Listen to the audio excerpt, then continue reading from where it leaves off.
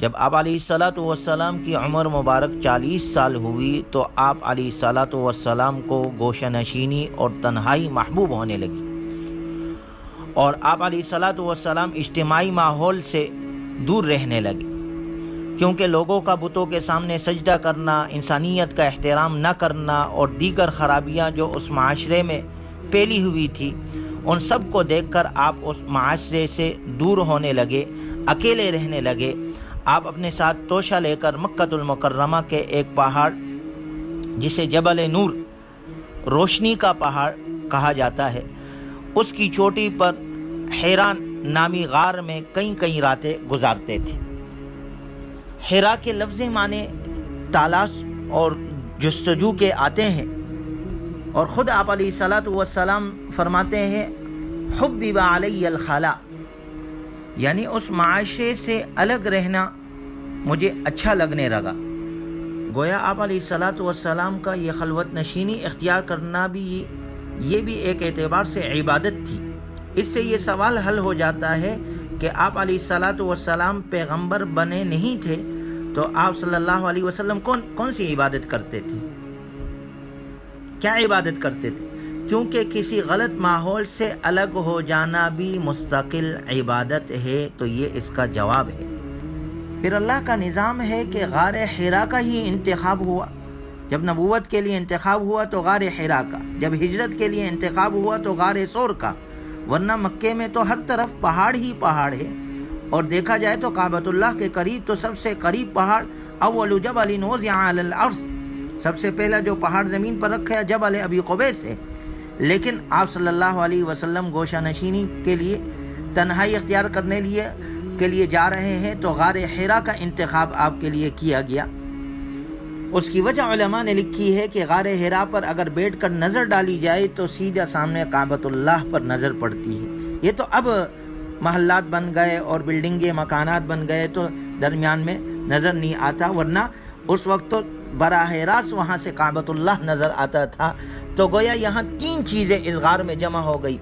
فکر کے لیے خلوت، نظر کے لیے کعبۃ اللہ، اور ذکر کے لیے سکون۔ تو اللہ نے اس اعتبار سے انتخاب غار حرا کا کیا۔ ایسا معلوم ہوتا تھا کہ کوئی غیبی طاقت اور غیبی آواز آپ علیہ الصلاۃ والسلام کو چلا رہی اور آپ کی رہنمائی کر رہی ہے، اور اس بڑے منصب کے لیے آپ کو تیار کر رہی ہے۔ اس زمانے میں تنہائی اور خلوت پسندی آپ کا شیوا اور معمول بن گئی، اور آپ علیہ الصلاۃ والسلام کو سب سے علیحدہ ہو کر تنہا بیٹھنے سے بڑا سکون ملتا تھا۔ آپ صلی اللہ علیہ وسلم مکۃ المکرمہ سے دور جا کر اس پہاڑ پر بیٹھ جاتے تھے، اور خود آپ صلی اللہ علیہ وسلم فرماتے ہیں کہ مکے کے راستوں پر جب میں گزرتا تھا تو شجر اور حجر سے آواز آتی السلام علیکہ یا رسول اللہ۔ آپ اپنے دائیں بائیں اور پیچھے مڑ کر دیکھتے تو درختوں یا پتھروں کے سوا کوئی کچھ نظر نہیں آتا۔ مسلم شریف کی روایت ہے، آپ صلی اللہ علیہ وسلم نے فرمایا انی لأعرف حجرا بمکۃ کان یسلم علی قبل ان یبعث انی لأعرفه الآن۔ آپ صلی اللہ علیہ وسلم نے فرمایا مکۃ المکرمہ میں ایک پتھر کو میں جانتا ہوں جو بعثت سے قبل مجھے سلام کہا کرتا تھا، میں اسے اب بھی پہچانتا ہوں۔ گویا دیکھا جائے تو نبوت سے قبل بھی آپ صلی اللہ علیہ وسلم کی ذات اقدس میں کمالات موجود ہیں۔ بچپن کے دور میں شق قدر کا واقعہ، شق صدر کا، اور اس کے بعد پھر آپ نے بکریاں چرائی، اس کے بعد پھر آپ کے صداقت اور امانت کا چرچا، حجر اسود کا آپ کے ہاتھ پر رکھا جانا اور جھگڑے کا ختم کرنا، اب آپ کی تنہائی آپ کو محبوب ہونے لگی۔ تو ہر اعتبار سے آپ کو کامل کیا جا رہا ہے، جسمی طور پر ہو، اسمی طور پر ہو، بدنی طور پر ہو، روحانی طور پر ہو، ہر طریقے پر، ہر طرح سے اللہ تعالیٰ نے آپ علیہ الصلاۃ والسلام کو کامل کیا نبوت سے قبل، چونکہ اللہ تبارک و تعالیٰ نے آپ کے سر پر رسالت کا، نبوت کا، ختم نبوت کا، بلکہ سارے انسانیت کے لیے رحمت للعالمین کا تاج آپ کے سر پر پہنانا تھا، آپ کو نبی آخر الزماں بنانا تھا، تو یہ ساری تیاریاں اس کے لیے کی جا رہی ہیں۔ وگرنہ دیکھا جائے تو خلوت نشینی مستقل طور پر اختیار کرنا اگرچہ انسانی فطرت کے خلاف ہے، کیونکہ انسانی طبیعت میں تمدن اور اجتماعیت ہے، لیکن کچھ وقت خلوت کے لیے نکالنا، اس میں اپنی زندگی کی تنظیم، اپنی مصروفیات اور اپنے اہداف پر نظر ڈالنا، اپنی کمزوریوں اور کوتاہیوں کا محاسبہ کرنا دراصل کامیابی کا زینہ اور کامیاب لوگوں کی شاہراہ ہے۔ یہی کامیابی کا راز ہے۔ اس سے انسان اپنے عیوب اور غلطیوں سے واقف ہو جاتا ہے، ورنہ اپنی کوتاہیوں سے بے خبر انسان کو خطرناک انجام سے دوچار ہونا پڑتا ہے۔ آپ علیہ الصلاۃ والسلام کا خلوت نشینی اور تنہائی اختیار کرنا، اس سے ہمیں سب سے پہلا سبق یہ ملتا ہے کہ مسلمان چاہے کتنی ہی عبادت میں مشغول کیوں نہ ہو، مگر اس کا اسلام اس وقت تک مکمل نہیں ہو سکتا جب تک کہ وہ کچھ وقت خلوت نشینی تنہائی میں نہ گزارے جس میں وہ اپنے نفس کا محاسبہ کر سکے۔ چونکہ نفس کی کچھ بیماریاں ایسی ہیں جن کا علاج صرف گوشہ نشینی سے ہی ممکن ہے، الگ تلگ ہو کر اس کا محاسبہ دنیا کے شور و شغب میں نہیں ہو سکتا۔ ہمارے اندر، ہمارے ذات کے اندر نفس میں غرور ہونا، خود پسندی کا ہونا، حسد کا ہونا، ریا کا ہونا، حب دنیا، حب جاہ، حب مال، یہ سب بیماریاں جو نفس میں ہمارے اندر راسخ اور دل کی گہرائیوں میں پیوست ہو چکی ہے، انسان کے اندر کی دنیا میں رہ بچ چکی ہے۔ اگرچہ ظاہری طور پر وہ انسان نیک عمل اور مقبول عبادت کر رہا ہے اور اعلان بھی کر رہا ہے، دعوت بھی دے رہا ہے، لیکن جب تک وہ ان بیماریوں کا علاج نہیں کرتا، جب تک اپنے اندر سے حسد، بغض، تکبر، اس سے اپنے آپ کو پاک نہیں کرتا، تب تک وہ ترقی نہیں کر سکتا۔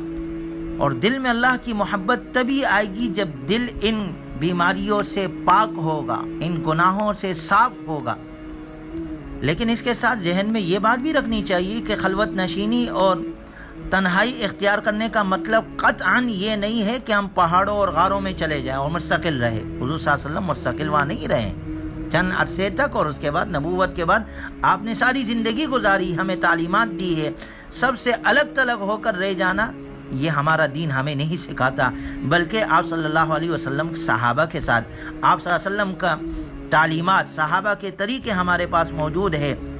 کہ ہم دنیا میں رہتے ہوئے دین پر عمل کرنے والے ہو۔ کہتے ہیں نا، دوا بقدر ضرورت اور وقت ضرورت لینی چاہیے۔ جب ہمیں ضرورت پڑے ہم تنہائی اختیار کریں، جب ہمیں ضرورت ہوتی ہے ہم دوا اختیار کر لیتے ہیں، اور دوا بھی بقدر ضرورت لیتے ہیں جتنی ہمارے ضرورت ہو۔ اس لیے دیکھیں، اللہ والے ذکر کراتے ہیں، اللہ والے دلوں کو پاک کرتے ہیں، اللہ والے ہمارے دلوں کو صاف کرتے ہیں، اس کے لیے ایک وقت مخصوص ہے۔ تو یہ ہمارے نبی کی زندگی سے،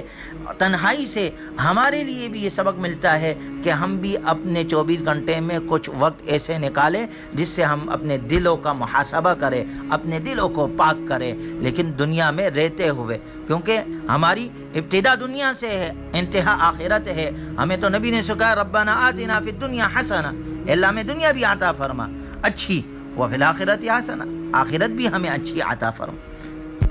اور چونکہ یہ دنیا کا قانون ہے، قاعدہ ہے، جب انسان کسی برائی کو دور کرنے پر قادر نہ ہو